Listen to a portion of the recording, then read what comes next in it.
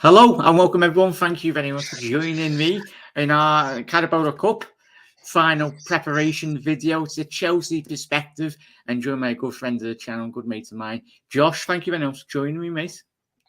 Well, not doing too bad. Thank you very much. Thank you for having me. This is my first show I've done on YouTube. I think in maybe a year and a half or something. No, like a month and a half, 2 months. So it might be a bit rusty, but thank you for having me. No worries, mate. A pleasure as always. Thank you very much. Really do appreciate it, mate. My favourite Chelsea fan, anyway. You and Yusuf, your favourite Chelsea fans. But obviously, how is the Chelsea camp feeling going into this competition? Obviously, he had a great result in the Champions League this week. 2-0 home win.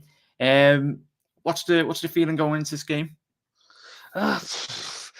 There's actually some optimism going into this game because Chelsea, especially under Thomas Tuchel, are definitely seen more as a cup side. We do seem to turn up for the cups more than what we do, in the league success. And Chelsea fans feel like, I think when we've played you guys this season, obviously the game of Stamford Bridge, which I think had both set the fans on the floor having heart attacks. We've shown we've been able to be competitive with Liverpool. We've shown we've been able to match your intensity. We're able to deal with your high attacking football. And normally the games that we play against each other are actually quite exciting. I think even under Frank Lampard, the games were quite, they were quite end to end. Obviously, the game at Anfield when you lifted a trophy was a high scoring game. So the games between us two have been competitive. I don't think either team has really dominated as such. Obviously, we got a very good point at Anfield with 10 men, and then the 2 short Stamford Bridge. So the games are competitive. The games have been close. They've been competitive. So I think going into this game, I think in terms of the league table and league form, the sides are very much apart. But I think when it comes to a one-off fixture game, that Chelsea are very, very good at doing in cup situations, there's not very much that separates the two sides. Yeah, no, very much historically, you're a very good cup team, aren't you? Would you say? Would you class yourselves as a very good cup team? Obviously, N'Golo Kante, he's already won the. Has he won the Carabao Cup and he's won the FA Cup as well, hasn't he? I'm not too sure if he's won the Carabao Cup, but he has won. He obviously has won the FA Cup. Yes. Yeah, with Conte. We won't get on there. That's another show. Anyway, but yeah, thank you very much. Everyone, if you are watching live or if you are watching on the repeat, make sure you do get your comments in, and me and Josh will be very, very happily replying to you as well. But if everyone get your comments in, this is a perspective. We'll be doing a Liverpool perspective in terms of tomorrow's show. But I want very much to get Josh is important in terms of how he feels Chelsea will be going into this game as well. To get to a couple of comments as well in the chat. How you doing, Mitchell? My hair cannot wait, mate. Me too, mate. Absolutely tremendous. Hey, Jack. All right, the fellas, how are we? Not too bad, Mickey as well. So, Josh, going into this fixture, we'll talk about starting 11 in a little second, mate. But there was a couple of injuries in the Champions League midweek. Is Kovacic and it was a Ziyech. Will they potentially be missing for obviously the team on Sunday? Nope. All things are pointing towards them picking up very minor injuries. They took part in the recovery training sessions today with all the players that played last night. So it does seem like they will both be available for selection. Regardless if they can start from the start or off the bench is a different scenario, but they should be at least available in the start in the team selection on the bench or starting. I don't know, but they will be there one way or another. Yeah, it's absolutely tremendous space. And we'll have a look at a little in terms of obviously team selection. I did ask you early on in the day, really appreciate it, mate. Obviously, can you just explain, obviously, your thinking with this team? We'll start with obviously the back line.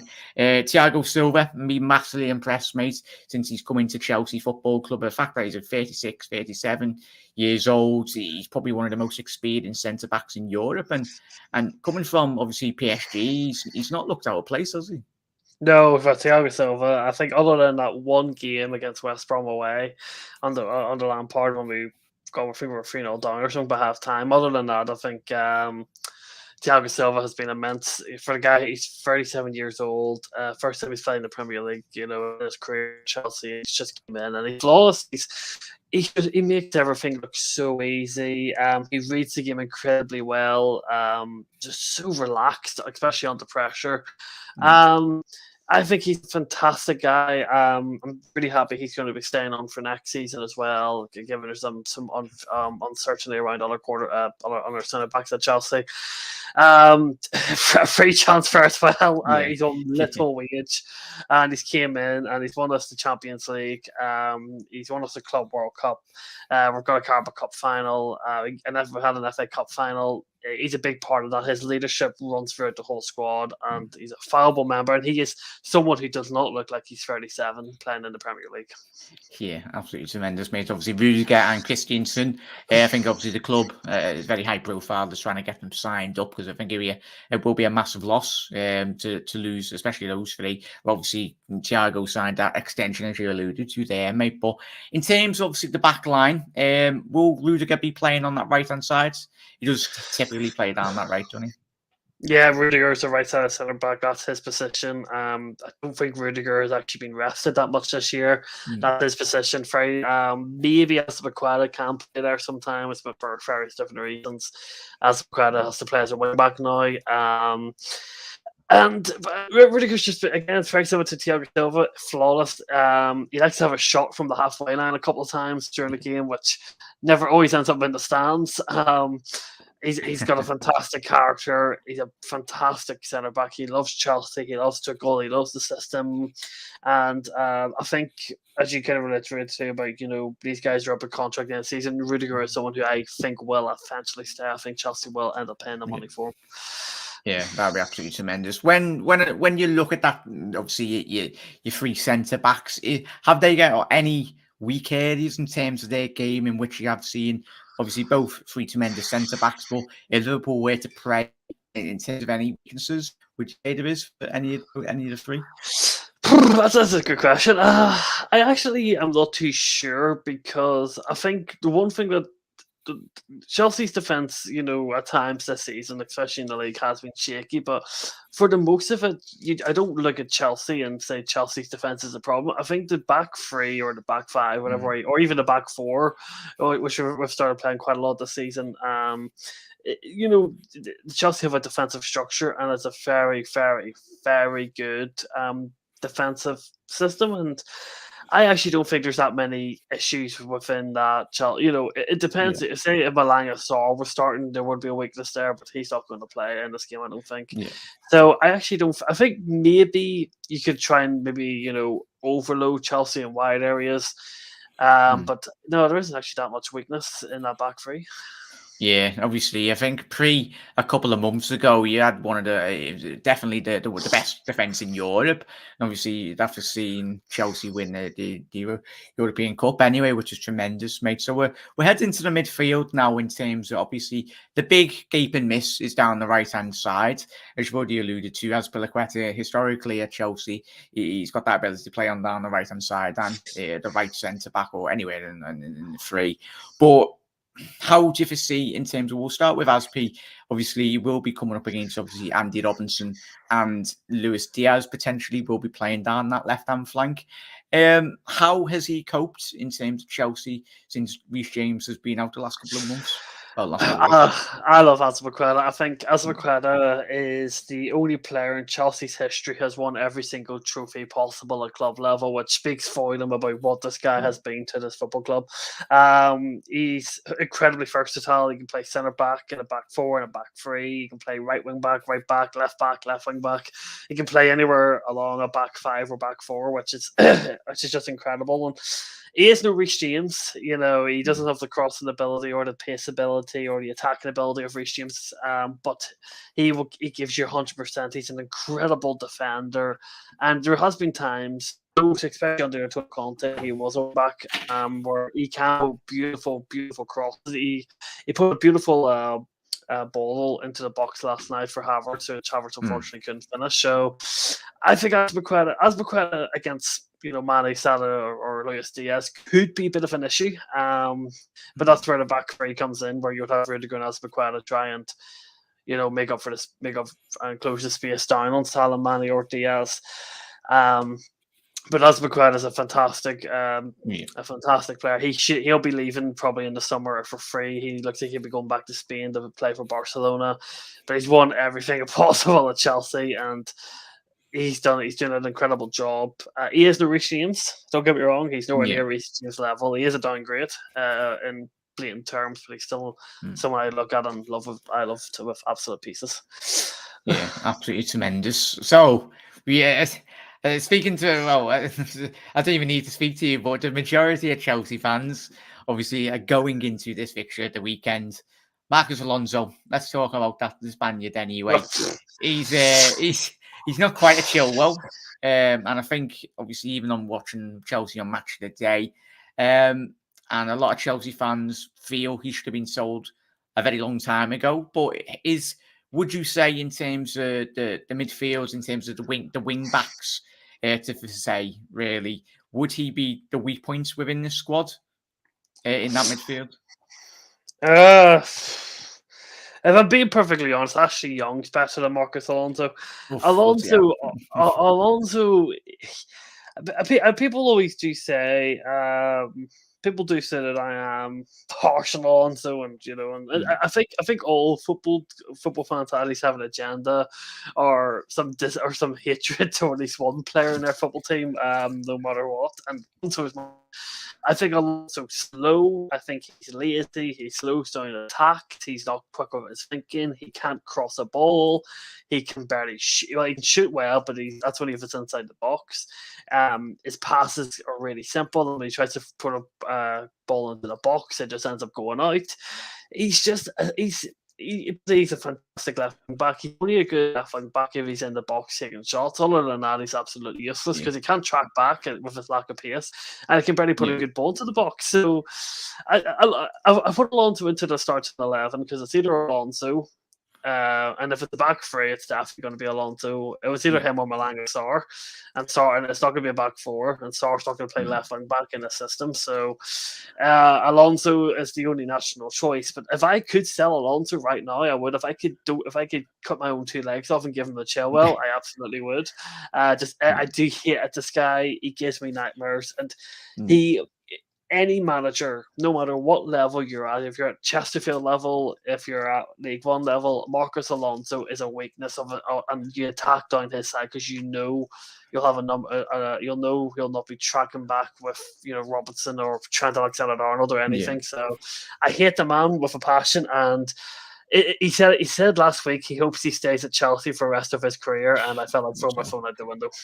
Yeah, how old is he? I was going to say he's quite old, isn't he? He's been there obviously back in the Bolton days as well. No, Mark, I'm pretty sure he also is 29. He is quite old, but I despise the guy. Let me see. Marcos Alonso is 31 actually. So yeah, he is. Bloody hell. Yeah. No, but as you alluded to there, mate, absolutely spot on. What is it about his game? As you said there, is it his decision making in terms of going down the left hand flank, in terms of covering the runs, as he did say? Is that something that very much Liverpool can very much pry on, especially considering he's played us already in the league, especially this season? Trent, if Liverpool are going to get something out of the game, he will have a lot of space, and it's going to be down to obviously Christensen in terms of dealing down the right hand side. Obviously, he'll be preoccupied by Salah as well. But what is it about his game? Is it his decision making or just positional play in general? I think Marcos Alonso. I think Marcos Alonso for me is. It just isn't Premier League speed standard. He just doesn't have the speed or the agility or anything like that. I just don't think he's just. How to describe it? It's really difficult because then you get really technical a little. But I think he doesn't have the pace, he doesn't have the quickness, the agility, the clinicalness in the final third compared to when you can compare on some of the fullbacks in the Premier League. Alonso in those areas is shocking bad. He can shoot and he can take a free kick. Don't get me wrong, but other than that, he just doesn't offer very much to the Chelsea team. And it's just you look at what Chelsea, you look at what Chilwell did. you don't see any of that from Marcos Alonso. Against Crystal Palace, yes, he did assist Ziyech for the goal, but if the goal in the end was quite lucky the way it just fell free, it wasn't like Alonso put an absolute beauty into the box and it was headed in. That just wasn't the case. So it just is not a good attacking player. And if he didn't score those goals that he did, people would really see how bad he actually is. And through the second Chilwell got injured, Chelsea were always going to fall down a cliff of him as a starting left wing back. Yeah, spot on there, Josh. Well, Mitchell, we can understand, Josh. We had Alberto Moreno left back for a very long time, and we had Ali Sissoko when we bottled the league. So we've had our fair share of absolute shocking left backs anyway. How are you doing, Jay? Big up, Jamie Phillips Football Chat. Thank you very much for tuning in, lads, as well. How are you, lads? Looking forward to Sunday's bonus. We were at our most open when facing Chelsea this season. Limited chance for Chelsea to win a trophy this season. So if they come at us, we'll hit them. Obviously, we will be spot on their Spider. Thank you very much for tuning in, mate.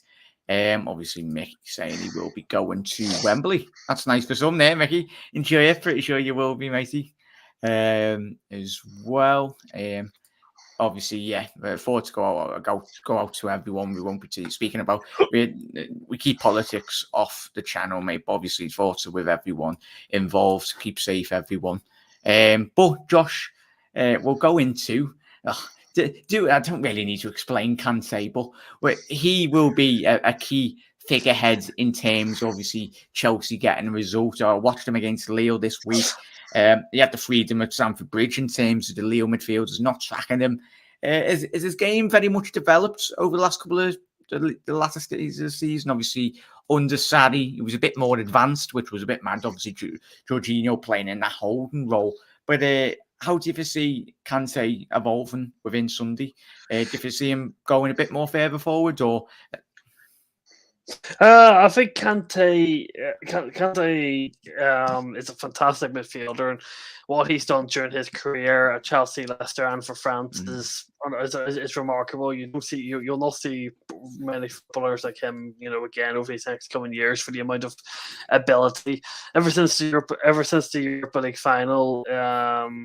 Ever since Europa League final, when he was forced to play with a knee injury and got an ejection, the guy just hasn't been able to stay fit. He's had constant different injuries, especially in the lower half of his body. But anytime he comes in and plays for Chelsea, such as last night when he set up a second goal, he just offers so much. I think Sarri improved him with his ball retention. He is able to get the ball, drive forward more, and cause problems from running from deep. And he does have the odd finish in him now and again, but he still wins the ball back incredibly well. He breaks up counterattacks, attacks so easily, and he doesn't play for Chelsea as much anymore. Age and injuries has caught up to him. But he will see when he starts, like the Club World Cup final last night. He'll start this game, the Champions League final. When he plays in the big games, he's a big game player who will always put in 100 out of 100 performance, and he'll be vital on Sunday for Chelsea getting any chance to win the trophy, because he needs to try and break up the Liverpool attacks. Be in the right position when Liverpool start breaking with their pace, and he'll be up. I think he'll have a really good game on Sunday. Absolutely spot on, mate. That's your thoughts, obviously, in Saul as well. Speak about Kovacic potentially be missing, but obviously, as we said at the top of the show, potentially could be fully fit. But obviously, Spooky, this is obviously Josh's predicted lineup anyway, mate. Obviously, I just asked him who he felt personally, who he could see Chelsea selecting, and obviously we've just been through the defence, mate. Obviously, you can rewind it as well. This video is going to get getting uploaded. Hannah, thank you very much for tuning in. Really do appreciate it. We're having a lovely day. Spooky, yeah, that's one way of putting it, mate. I think this game is 60-40 for Liverpool due to Chelsea's wing-backs issues, obviously, as Josh did allude to before. But Chelsea back three are incredible, very much so, mate. Kante is not 100% getting back form and fitness.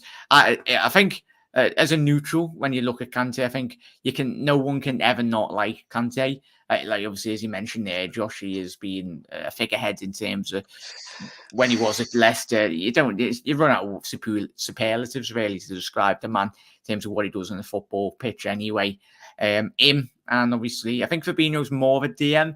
Obviously, Kante, has really developed his game, going a bit more box to box, as Josh alluded to, but absolute baller of a player, and he will be a player that Liverpool very much have to keep tabs on. Obviously, as was mentioned there. Do Chelsea fear a returning Jota on the left attack more, or the new boy Diaz? That's a good question from Scouser. Josh? I think Diaz for me would be probably more of a threat. I think Diego Jota is a fantastic player, and he's done a fantastic job at Liverpool. But I think Luis Diaz, from what I've seen, I haven't seen very much of him. I had to see a good bit of him before you guys signed him at his former club, and I think he's got something that Jota doesn't have, and that's he's really good on the ball. That he can go past 1, 2, 3 players very easily, which I think Diego Jota can't do as well. I think he has a bit more pace and a bit more sharpness about him with the final product as well. And I think if he was running at Marcus Alonso or Azpilicueta, he would beat them quite easily if he was on it on the day. So I think Luis Diaz definitely offers for me a slight more of a threat than Diego Jota would. If Jota is a striker, it's a different story, but Diaz on the wing for me would be, I'd be a bit more worried about him than Jota. Absolutely spot on, mate. Quality question as well there, Scout. So thank you for everyone. Keep on getting your comments in. Obviously, Josh will reply to every single one of them. Absolute legends. Spider, Victor, Vicious, they don't tend to hold back against our attack. Pulisic does more damage coming off the bench against us. Kovacic is a huge loss for them against us. Well, Spider, absolutely quality comment. You've teased it up perfectly. Obviously, as I said, I don't know if it was Kovacic or Ziyech. It looked like Ziyech looked like he'd done his Achilles, but as you said, the top of the show there, Josh, it doesn't look too bad for both of them. Saul, obviously since he's come in from Atletico Madrid, he is on loan, isn't he, this season? Saul started off his loan awfully. He generally was probably one of the worst. He was probably worse than Bakayoko. When he first started playing for us, I remember when we played Watford away this season, I've never seen a worse performance. I think Saul actually got dubbed off at half time in his first 2 Premier League starts, which said it all. Look, people will be saying, I know people will probably be thinking, why do I have Saul over Jorginho? Now, if Kovacic is fit, it's Kante and Kovacic all day long. There's no question about it.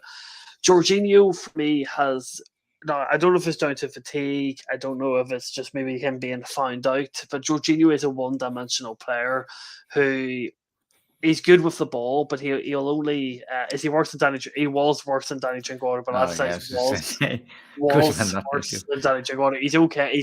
He's okay now, and that's why I have him starting. But he was originally worse than Danny Drinkwater. I think Jorginho is a one-dimensional player. He's very good at dictating and controlling games, but this is not a game that Chelsea are going to dictate and control and have time on the ball.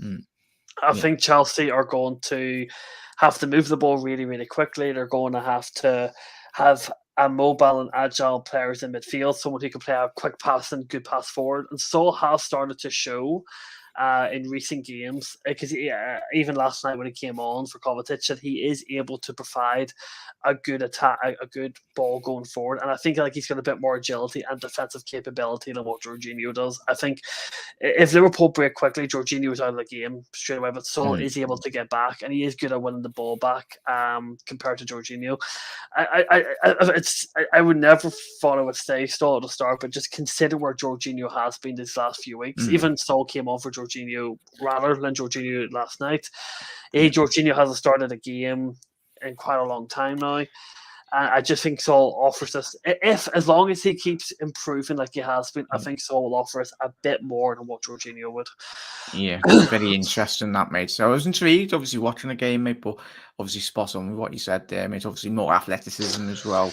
You will offer. Jorginho, does he fell out with Tommy Tuchel? Or I don't I don't think there's any fallout whatsoever. I think Jorginho will absolutely come back into the starting lineup at some point between now and the end of the season. I just think at the moment, just with everything that's going on, especially within the system and changing to a back four, which Jorginho doesn't really.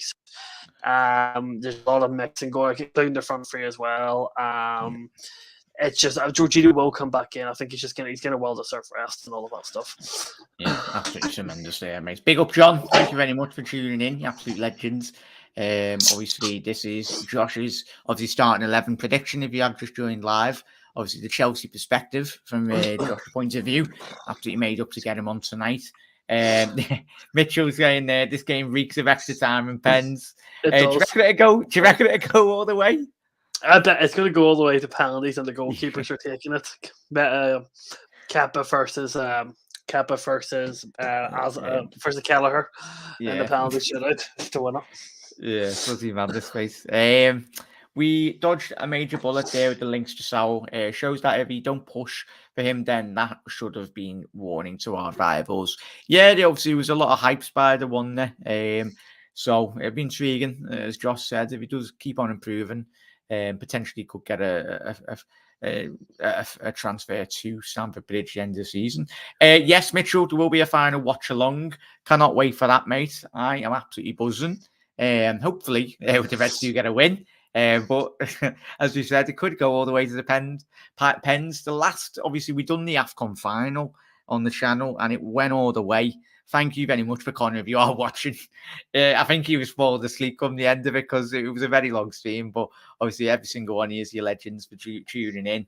But there will be Mitchell, very much so, mate. Can't wait for that. He was always going to take a season to, absolutely spot on there. So has really improved, looking at good a few games in a row now. Obviously, spooky. This game is 1-1 and penalties. Obviously, we will ask Josh's prediction, obviously, at the back end of the show, but I think I know what it will be. Shelley, how you doing? Thank you very much for tuning in. Liverpool 2, Chelsea 1. Obviously, we'll be having our Liverpool build-up show tomorrow afternoon, and then obviously will be a lot of content coming on the channel, but every single one is absolute legends. If you haven't already done so, really would appreciate if you could drop a like on the video, and obviously if you want to drop a follow for Josh's socials, they are in the description. Top lads anyway, top Chelsea fan as well, and good mate of the channel, and a very good friend of mine as well. But thank you very much, Josh, yet again for coming on, mate. But and we'll conclude obviously in terms of your starting 11. Who do you want to start with? Obviously, the main man for me, big Romelu Lukaku. You've went with leaving him off the bench on the bench. Obviously, the game against Leo. I love Kai Havertz, mate. I was absolutely gutted you signed him. He's similar in terms of not in quality, but obviously two very different players. Him and Bobby Firmino. But I think in long term, in terms of Tuchel's trying to develop his game, Kai Havertz. For you, does he have to start a lot more games past the Chelsea final? Well, has to start. No, there's no question about it. Kai Havertz has to start this cup final. Kai Havertz is a big game player. No matter what level of football you play at, if you play at Northern Irish League level where I'm from, if you play Premier League, League One, having 7 touches as a striker is absolutely diabolical, disgraceful, and just wrong. Lukaku's lazy. He's uninterested. He wants people to play the ball into him. He has no interest in moving around, trying to play for the ball, trying to get into positions. And after what he did with the interview, I don't think there's a connection between him and the players or the manager. I think Romelu Lukaku was playing those games because there's £100 million signing on a ton of wages, and it's difficult to leave that on the bench. But he has not proven to anybody at the football club or anybody who watches Chelsea as a neutral why he should be a striker or the starting striker at Chelsea until proven otherwise. For me, Kai Havertz has to, one of his touches wants to kick off too. Well, precisely. Yeah. So we'll go 6 touches. Then if we're going to be even be more precise, Kai Havertz is a big game player. Kai Havertz isn't perfect. There's been loads of games where Havertz has been ineffective, but when Kai Havertz plays as a striker, there is movement, there is fluidity, there is quick tiki-taka football. There is rotation within the front 3 players. It just the day the Chelsea tag against Palace compared to the game against last night, bear maybe the opposition was worse, is still a night and day difference. And the amount of opportunities are being created, and Havertz looking for the ball, get into the right areas, could have scored a hat trick within the first 10 minutes. Havertz just offers so much more. He moves, he's got a physical side to him. He can cause defenders all sorts of problems. He can finish the ball, and he's a big game player. He turns up for the big games. He loves the spotlight, and he's one of so many different. He's one of so many crucial games, and for me, there is absolutely no reason why Romelu Lukaku should even come off the bench on Sunday. Never mind start the game. Yeah, spot on there, Josh. Lukaku is overweight, needs to slim down. I think I do after lockdown there, Spooky. I've had too many pasties, myself. Slim down, can't even get off the counter with headers. Nav mate. I'm sat in my chair. Havertz needs to simply be played up the middle and stay there. Obviously, absolutely spot on what Josh has said there, concluding. TT is really bad playing guys out of position. Obviously, Thomas Tuchel, dropping them for long periods. It's certain managerial appointments in it, mate. Obviously, Klopp has a certain way, and Pep and Tuchel do all have the different styles, and obviously they do that for a reason, don't they, Spooky? To get a reaction out of players. Tommy Tuchel was exactly the same, obviously, when he was at PSG as well. And obviously, at Dortmund, he's very, very famously done it to Aubameyang as well in the past when he used to play for him. So, if that's overweight, he needs to send me that diet. Yeah, Rachel. Oh yeah, I'll tell you what. Come on, Liverpool beat Chelsea, Arsenal for life. This guy sounds. But thank you very much. We'll go on to obviously Christian Pulisic, mate. Captain Fantastic, Captain America. Obviously the LeBron James of soccer. Has he been one of your highest performers this season, mate? Obviously, getting that goal coming down from the left-hand flank. Do you ever see him playing on the right-hand side come Sunday? As long as he plays on the left wing, yes. It's as simple as that. As long as Christian Pulisic starts as the left winger, yes. Not at right wing back, not at right wing, not as a false nine, not as a midfielder, not as an attacking midfielder. He has to play on the left wing, and it's as simple as that. If Christian Pulisic plays on the left wing, he offers pace, directness, runs at players, which you don't see very often with wingers anymore. And when he's direct and he's on it with his pace and on ball ability, he can be one of the best he can be one of the best wingers on the day. I don't think he is. I don't think he'll ever live up to what his potential was when we signed him and when he was at Borussia Dortmund. But he most certainly can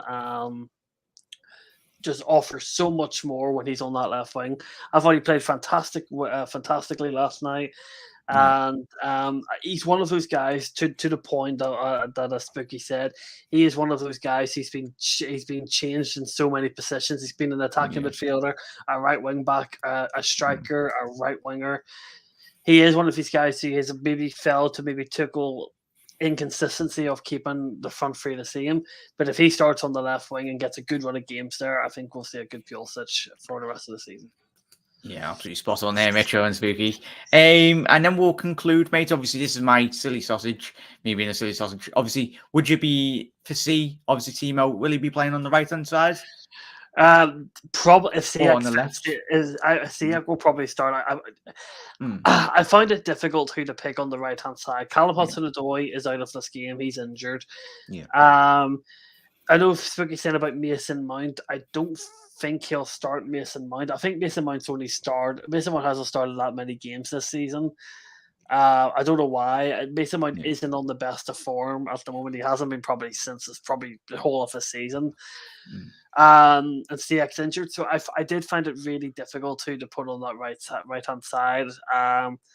It probably won't be Timo Werner. If I had a choice, I would use Timo Werner. I think his pace on the counter attack and him playing off Kai Havertz and Christian Pulisic and just having a really pacey, direct front three who can use their areas and attack those areas really well. And Timo Werner is very good at open play as long as he's not the one shooting a goal.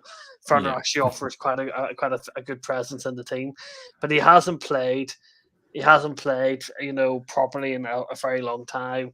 He's very much stuck to the bench and gets maybe 15, 20 minutes off the bench.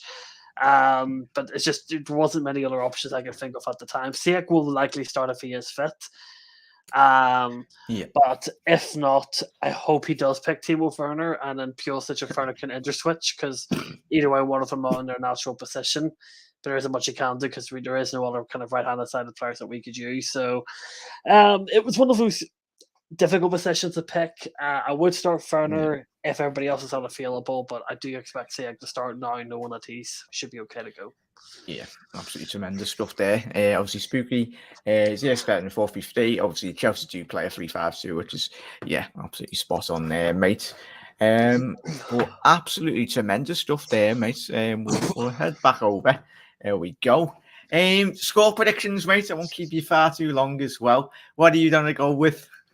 You got to heart of hearts. Well, I have to predict the Chelsea win. I'm a Chelsea fan after all.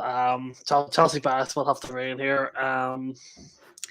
It's going to be a really, really tight game. I'm going to go with what I did say a prediction in the chat. I think it is going to be a 1-1. It's going to go to penalties. Kepa is going to be, if he doesn't start the game, Kepa will be subbed on. But I do think Kepa will start the game since it's a cup game. Kepa is going to save a penalty from Salah, and then Chelsea will win the game with Havertz scoring the winning penalty. Right. Yeah, absolutely spot on, mate. It's been an absolute pleasure. Thank you very much for coming on, mate. Obviously, head over to Josh's Twitter. If you want to drop him a follow, really would appreciate if you did do that. But obviously, we will get Josh on the channel as well very soon. More throughout the season, obviously. Hopefully, it's a good spectacle. I'm pretty sure it will be. Two top teams going head to head. We will be having our obviously Liverpool point of view show tomorrow on Friday. That'll be at 6 p.m. So stay tuned on the channel. If you don't get your notifications, make sure you do just keep on the channel because it will be coming out because I know what YouTube are like sometimes. But Josh, thank you very much for coming on, mate. Really do appreciate it. Lovely to get your insight as well. But most importantly as well, everyone, thank you very much for tuning in. Every single one of you. Stay. Doug as well, just saying hello, Josh. Absolute legend there, Doug. 2 out of the last 3 Champions League and World Cup champs. Yeah. Obviously, Steve, Doug, Mitchell as well. Arsenal for life. Helen as well. John, Shelley, John, Scouser, Hannah, Jamie, Mickey, the Anfield Lark as well. Obviously, Tom, and every single one. If you are watching this on the repeat, really do appreciate it. Hopefully, have a lovely rest of your Thursday night or morning, Friday morning, wherever you are in the world. Keep safe, Reds as well, and any Chelsea fans. Look after one another, and we'll speak to you very soon. You never walk alone. Cheddar.